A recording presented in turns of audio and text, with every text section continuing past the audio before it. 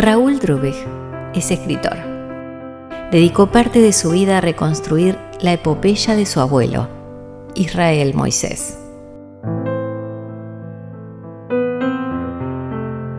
Quien huyó de la Rusia imperial de 1900 para forjarse un destino en la ciudad de Rafaela, Argentina.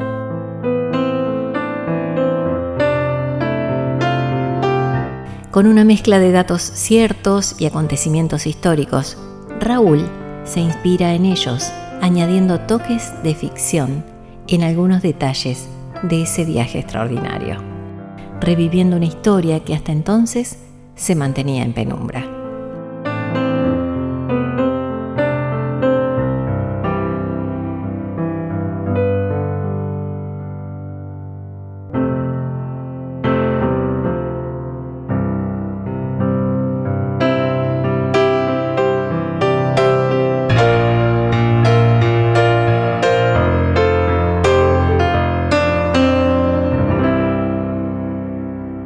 Tenía un tío que me contaba bastante de él. Casi nadie sabía nada de su origen. ¿De dónde vino? ¿Dónde es el Mar Negro? ¿Dónde es Odessa? Lo que recuerdo, sí, bien, un hombre bien ruso, digamos. Todo su aspecto, su fisonomía, su forma hasta de fumar, de hablar, tenía acento, por supuesto, le gustaba el pescado ahumado, le encantaba jugar al dominó, que también es un juego que los rusos usan mucho.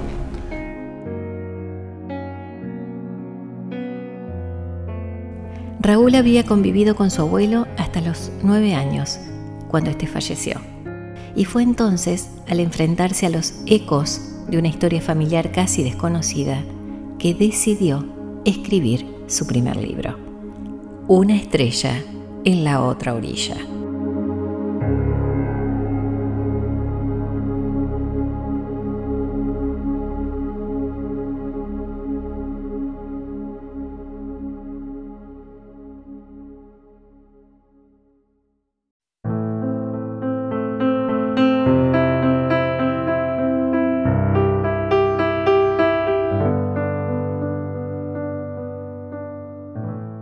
Vamos a viajar imaginariamente hacia atrás en el tiempo hasta esta ciudad que nombraste, que es Odessa, a orillas del Mar Negro. Sí, el descubrimiento de Odessa en el año en que él nació, que es 1892, para mí fue sorprendente porque era como una ciudad luz, como París. Y estamos hablando de una época donde ya había palacios, universidades, una ciudad cosmopolita, muy próspera comercialmente. Y yo digo, bueno, mi abuelo que viene de ahí, de ese lugar, y termina acá en la Pampa Gringa, donde no hay nada, ¿no? ¿Qué es lo que le pasó? A muchos. Porque estamos hablando de la época del zar. La época del zar, que era Nicolás Romanov, que es el Nicolás II sería. Un imperio gigante. O sea, uno ve el mapa, el imperio ruso al lado del otro imperio, lo quintuplicaba todo. Increíble el tamaño de la propiedad que tenían estos muchachos de Rusia. Y eran los dueños absolutos de todo, ¿no? La familia Romanov. Tu abuelo nace en el seno de una familia ahí en la ciudad de Odessa. Sí, por lo que yo investigué, él era de ascendencia judía. Había muchos judíos en Odessa. Odessa tenía mucha prosperidad debido a la gran población judía. Y había una pica muy grande entre Nicolás II y los judíos. No los quería. Y cada tanto el gobierno organizaba matanzas que, bueno, se conocen como pogromos. Que yo tampoco sabía qué era esa palabra. Y el pogromo de Odessa de 1905 es atroz. Y yo pensaba que mi abuelo tenía 12, 13 años cuando ocurrió eso. Y ahí empezó a circular ese sentimiento de identificación con ese niño corriendo por su vida en esas calles, su familia encerrada para no ser masacrada, y todo lo que significaba ser judío en Odessa en ese momento.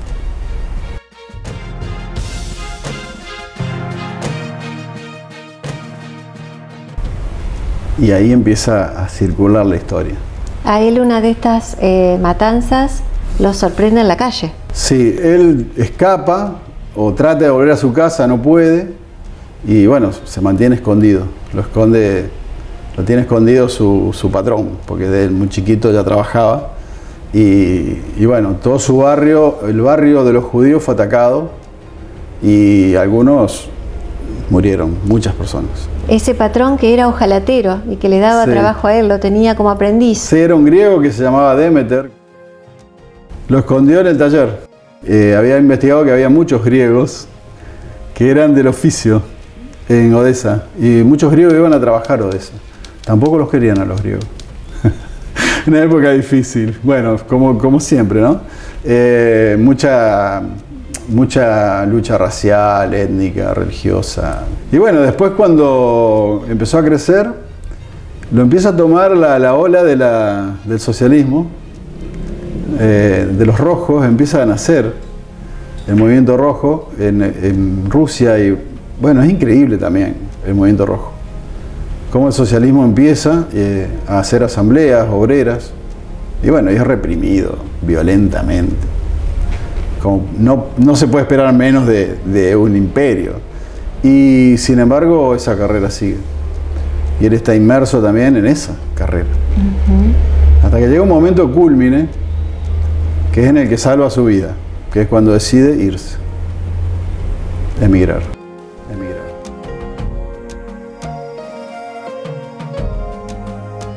¿Sus padres estaban de acuerdo o no? Él tenía, siempre me acuerdo, en realidad me hicieron acordar. Dice, vos recordás que arriba de la cama de mi abuelo había un cuadro de sus padres. Yo no sé dónde sacó esa foto.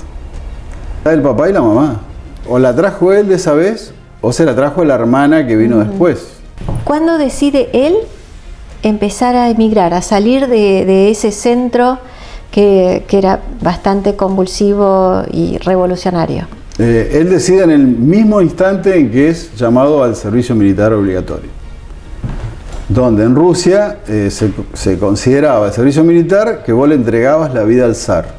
Es decir, vos ibas y tenías mínimamente 5 años. Pero después quizás no te soltaban porque estaban en guerra. Y como Rusia estaba en guerra con Japón en ese momento, era muy probable que él iba a ir al frente de guerra. Entonces decide, como otros muchachos de ahí, decide escaparse. Y justo tenía como un salvoconducto anterior, que había salido antes, que era su cuñado, que se llamaba Wolf Skolnik, y que es protagonista también de la historia. En 1911, Wolf Skolnik, cuñado de Israel Moisés, y Mario Drubich, el hijo mayor de la familia, partieron hacia Hamburgo, decididos a cruzar el océano hasta América, tierra de nuevas oportunidades. Un año después, Israel Moisés, junto a su hermana Eugenia, con sus 2 pequeñas, emprendieron el mismo escape desde Odesa, con la esperanza de reencontrarse y reconstruir juntos una vida en aquel horizonte lejano.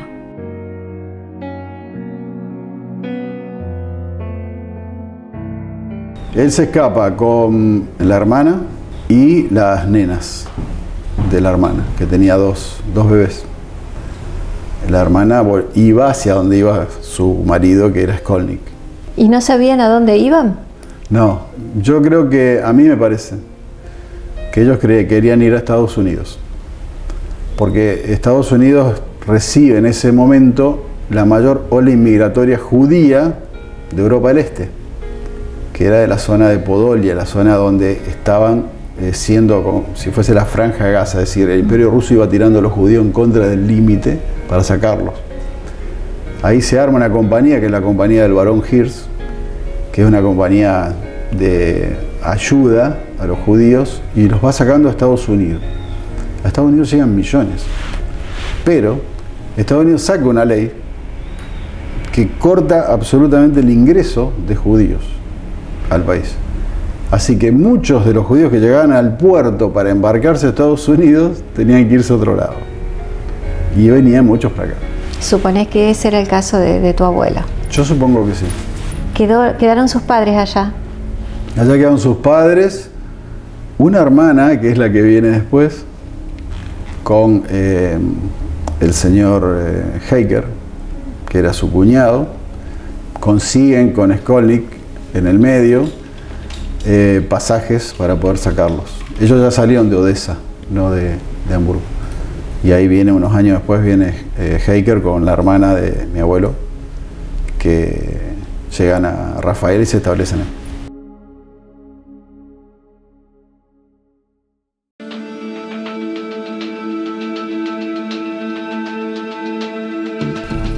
Contame cómo van de Odessa hasta Hamburgo, porque es un camino bastante largo. ¿Cómo armaron ese derrotero? Busqué bastante, porque digo, a ver cómo se fueron. No tenían dinero tampoco. Lo único que se había visto era la estación de tren de Odessa, que estaba como entonces, y la estación de tren de Hamburgo. Yo tenía que unir esos dos lugares. Entonces, bueno, busqué mapas de las vías férreas de Europa, de esa época, y tracé lo que sería algo lógico. Sobre todo porque ellos tenían que emigrar ilegalmente. Y estudié que la mayoría de los emigrados ilegales iban a Alemania, porque en Alemania los dejaban pasar para trabajo temporario de cosecha. Que creo que así fue como hicieron. Raúl, ese trayecto desde que salieron de su ciudad natal fue casi todo en tren. Sí, en tren. Hasta Hamburgo. Sí, había todo tren. Tiene que llegar a Hamburgo porque en Hamburgo estaban las oficinas del barón Hirsch, que es donde se asilaban temporariamente hasta que le conseguían dónde salir. Le conseguían el pasaporte, todo. Imagínate si ellos salían con 18 años, 19 años, sin nada. Un bolsito y salir.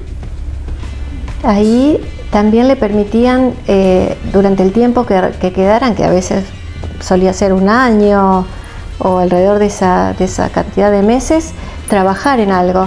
Ahí tu abuelo trabajó en los famosos túneles del Elba.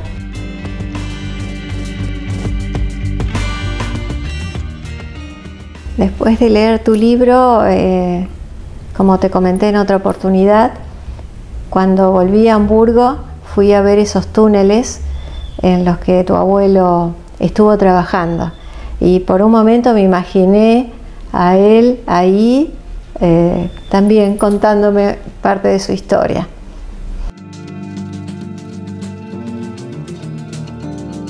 También me llamó mucho la atención, estamos hablando de 1913, los preparativos de la Primera Guerra Mundial, donde empiezan a llegar los cañones Krupp. Krupp es una serie enorme de Alemania, que nosotros hoy como comerciantes traemos acero Krupp. Y fabricaban cañones, y los cañones empezaron a llegar y almacenarse de alguna manera ahí en el puerto, y entonces todos decían que ¿qué pasa acá? Que hay una carrera armamentista. Tenían un escenario, los imperios estaban por explotar. El umbral de la Primera Guerra Mundial, y tu abuelo ahí. Exactamente. En el medio con parte de su familia. Mi abuelo con su hermana, sus sobrinas, trabajaba en el puerto, ver toda esa magnitud de movimientos. Y debe haber sido una experiencia muy fuerte, supongo, ¿no? Y pienso que también lo habrán visto a la hora de poder salir. Después en algún momento la desesperación de poder salir, embarcarse y salir.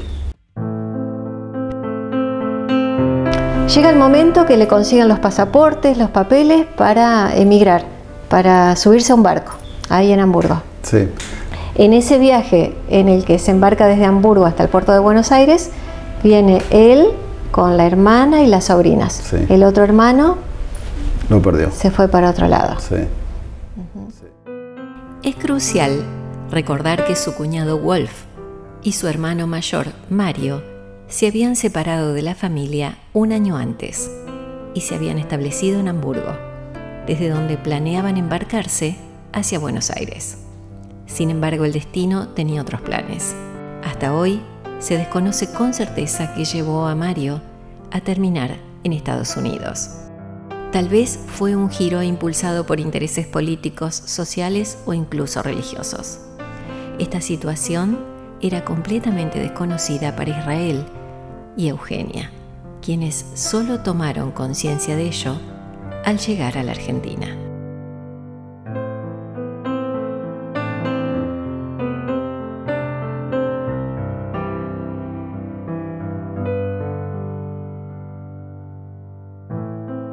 Se pierden porque aparentemente no consiguen cómo embarcar a uno de los dos, no lo sé. Pero se separan ahí, en Hamburgo, y él entra a Estados Unidos con un apellido que es Due o Duebe, algo así. No sé exactamente, me lo dijeron de palabra y no sé cómo se escribe. Y él vivió en Estados Unidos y desarrolló toda una familia que no es Drubich, pero él era Drubich en Estados Unidos con ese apellido. ¿Y el cambio de apellido venía por alguna razón especial? Probablemente porque estaba prohibido el ingreso de judíos. Entonces él debe haber disfrazado en el pasaporte su nacionalidad, probablemente. Y no se volvieron a ver nunca más. Y hay una anécdota que es increíble, que una sobrina de mi abuelo, que vivía en Buenos Aires, quiso ir a conocerlo, a su tío, que vivía en Estados Unidos. Y bueno, averiguaron dónde vivía, qué sé yo, vivía en Boston. Tomaron un avión, ella con la hija, esto me lo contó la hija, y cuando llegaron a la casa se había muerto el día anterior. Ah. Estaba en el sepelio. O sea, no lo llegaron a conocer. Así que son los destinos, ¿viste? Increíbles, cosas que ocurren, ¿no? con la migración, y cómo se producen esas fatalidades realmente de cortar absolutamente un vínculo para crear otros, ¿no? Y bueno, y después, para siempre.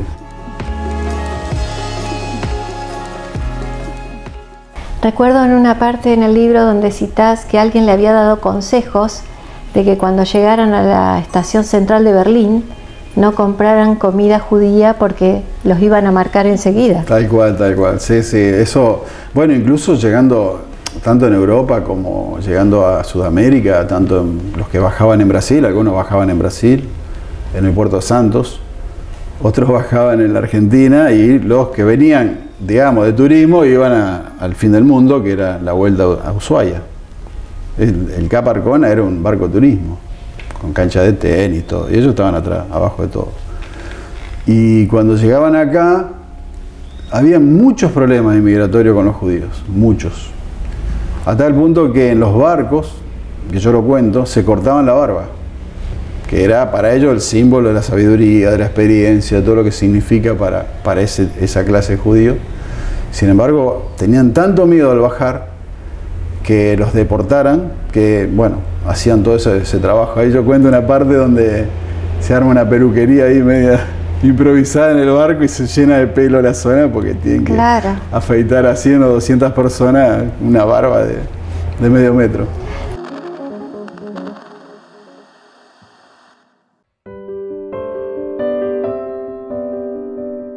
Llegan al puerto de Buenos Aires. Llegan al puerto de Buenos Aires con la esperanza de encontrar a Wolf Skolnick. ¿Y en qué periodo de tiempo estimás que le llevó desde que salió de Odessa hasta que llegó a Buenos Aires? Años. Y estimo, sí.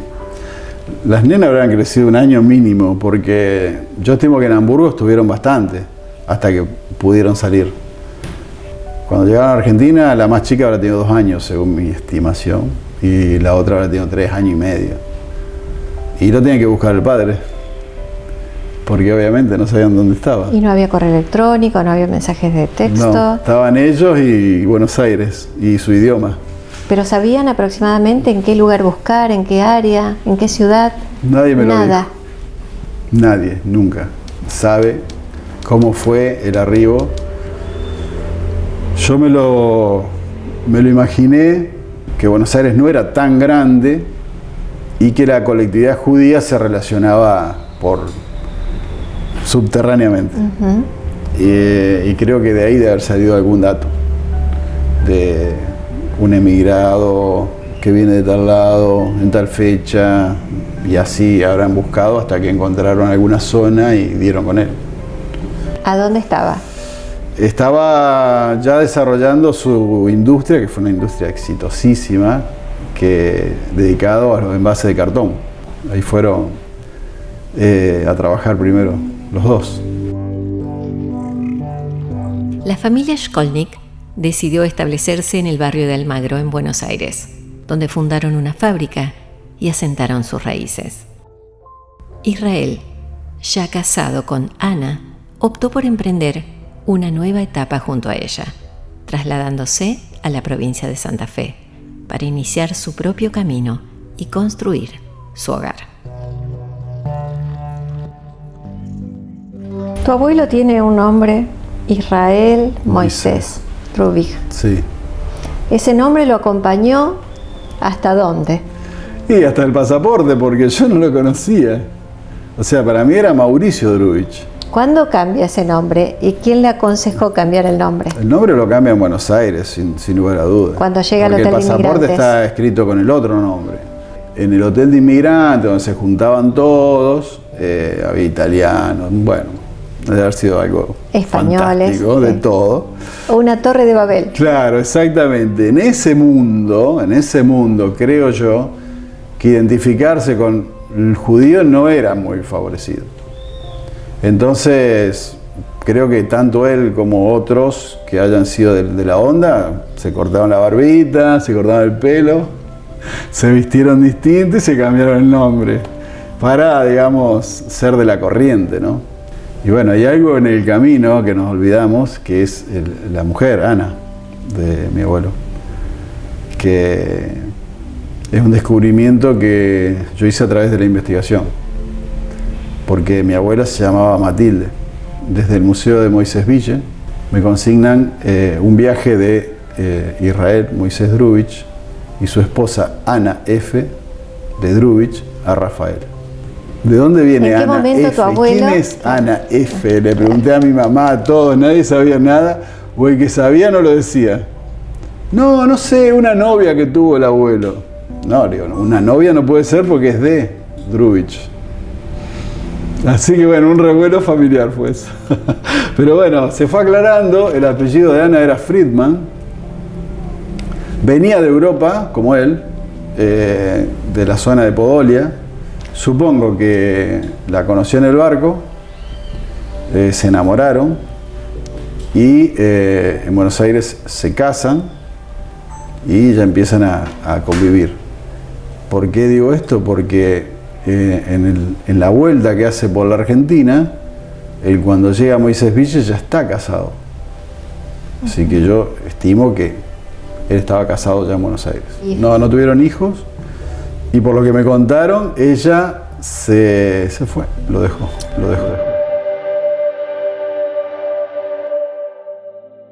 Hay una parte que es muy fuerte, que es cuando los papás de tu abuelo quedan en Odessa con el hijo más chico y con la hija más chica.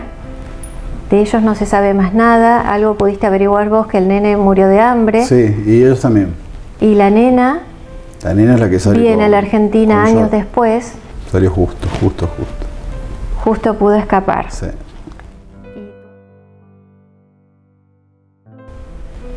¿Cómo será el rostro de María 11 años después? ¿Y mi cuñado cómo será? ¿Y mi sobrinita? Estas y otras preguntas surcaban la frente de Mauricio mientras abría sus ojos en búsqueda de la señal que propicie el descubrimiento de los recién llegados. La última integrante de la familia que se une a ellos acá. Hermoso, o sea que todos a Rafaela. De Odessa a Rafaela sería. ¿Y tu abuelo a qué se dedicaba cuando llegó aquí a Santa Fe, a la provincia de Santa Fe? Sí, mi abuelo siempre le gustaba la parte de herrería artística. Tengo una foto que tenía un taller de bicicleta, él está posando afuera. Se ve que empezó con un taller de bicicleta, porque incluso fue miembro del Club Ciclista Rafaela, se ve que estaba en esa onda.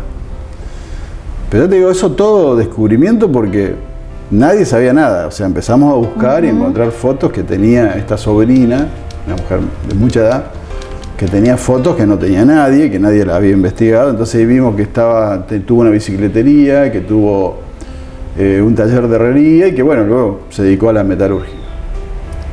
Cuando ustedes eran chicos, seguramente el taller estaba en el fondo de la casa. Exactamente. Tal cual, estaba la casa de los socios y atrás el taller.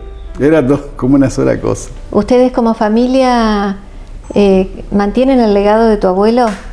¿Hay uno de tus hermanos que prosigue con la empresa, sería, sí, o con aquello que inició tu abuelo? Sí, sí. Él, nosotros decimos que es el de los 3 varones, que somos de hermanos y 2 mujeres, él siempre estuvo ahí. Es como que está encarnado ahí el espíritu de mi abuelo en él, porque le encanta, tiene pasión, tiene mucho conocimiento y siempre viste que la escuela técnica y trabajar ahí, y bueno, al día de hoy todavía está ahí y es nuestro representante. ¿Qué tenés vos, Raúl, de tu abuelo? Cuando uno navega el océano del ancestro, la brújula del corazón. Y yo sentí desde el primer momento que él me llevaba a caminar y recorrer con él su ciudad y el lugar donde nunca pudo volver. Bueno, muchas gracias, Raúl. Gracias por venir hoy aquí a Santa Fe a contarnos la historia de tu abuelo que plasmaste en este hermoso libro.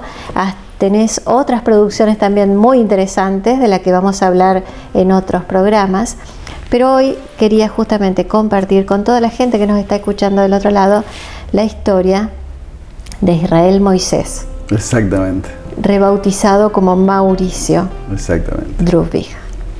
Gracias. Bueno, yo te agradezco muchísimo a vos y haber podido concretar esto que bueno, siempre fue un anhelo que tuvimos y que ahora está bueno en este tiempo volver a esto. A poner en valor estos personajes que fueron llevados quizás por el destino hasta este lugar, pero que nunca bajaron los brazos. Siempre hay una palabra que define este tipo de vida, la longanimidad. Tal cual. Gracias. Gracias. Valorar las vidas previas a las nuestras, aquellas que permitieron nuestra existencia, es un acto de justicia, agradecimiento y amor. Para ellos, los héroes anónimos, abuelos queridos, mi sentimiento emocionado hecho letra y el agua salada de mis lágrimas hecha papel. Raúl Drubig.